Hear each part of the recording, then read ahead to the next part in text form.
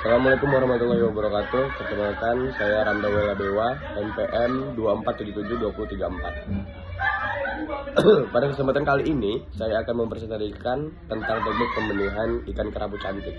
Seperti yang kita tahu, kerapu cantik saat ini menjadi salah satu primadona komoditas laut karena nilai ekonomisnya yang tinggi dan pertumbuhannya yang cepat.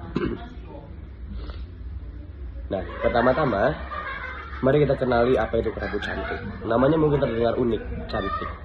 Di sini sebenarnya adalah singkatan dari macan dan batik. Kita menggunakan induk betina kerapu macan dan induk jantan kerapu batik.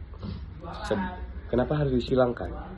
Karena hasil persilangan ini mewarisi sifat-sifat unggul dari kedua induknya, yaitu pertumbuhan yang sangat baik, sangat cepat, dan lebih kebal terhadap penyakit.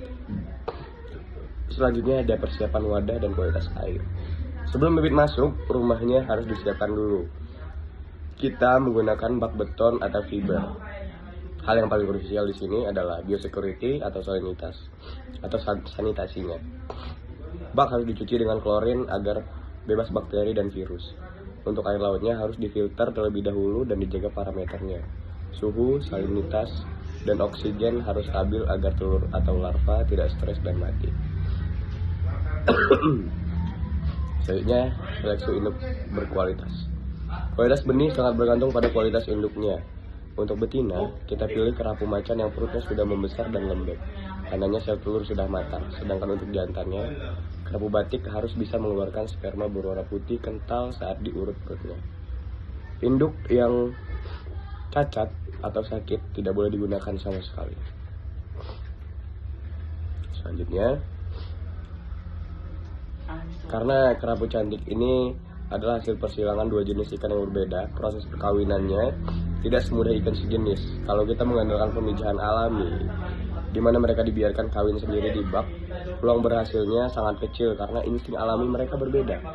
Maka dari itu, hatchery modern menggunakan pemijahan buatan dengan bantuan induksi hormonal.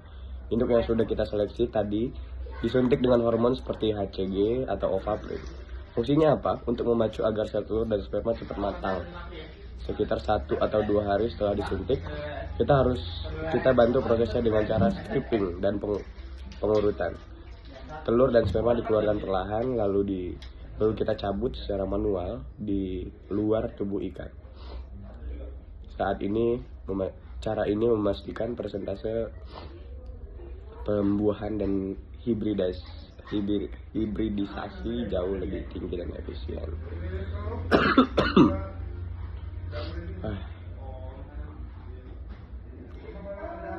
Selanjutnya, penetasan telur.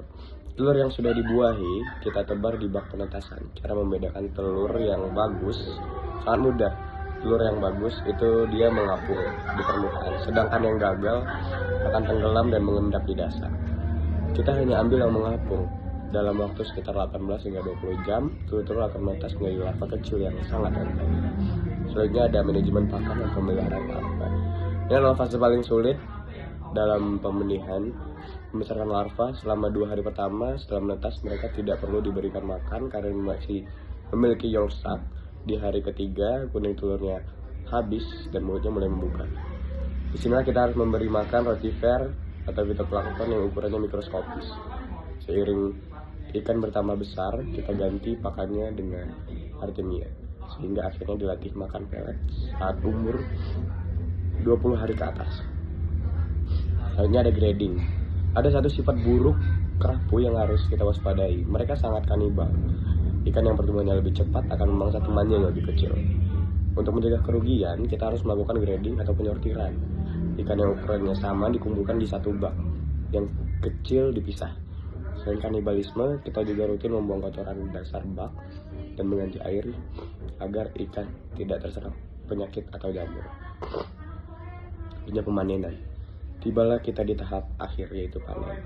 Benih kerapu cantik biasa dipanen pada umur 45-50 hari, di mana ukurannya sudah mencapai 2 hingga 3 cm.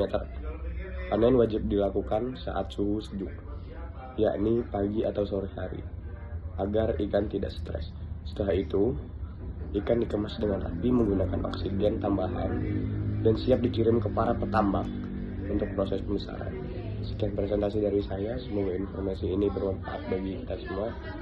Saya akhiri, wassalamualaikum warahmatullahi wabarakatuh. Terima kasih.